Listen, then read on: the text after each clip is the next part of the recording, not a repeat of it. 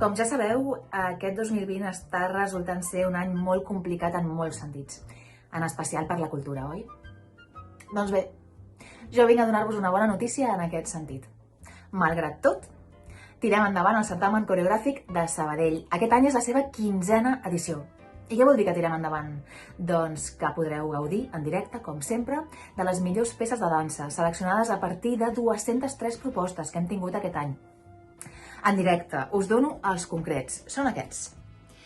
És el dissabte 3 d'octubre, a les 7 de la tarda, i a la Faràndula. Ja sabeu que normalment ho fem a l'Estruc, que és un espai xulíssim, però per raons òbvies, per poder mantenir les distàncies de seguretat i tot això, ens han cedit un espai una mica més gran, perquè tots estiguem còmodes i puguem seguir dient això de que la cultura és segura.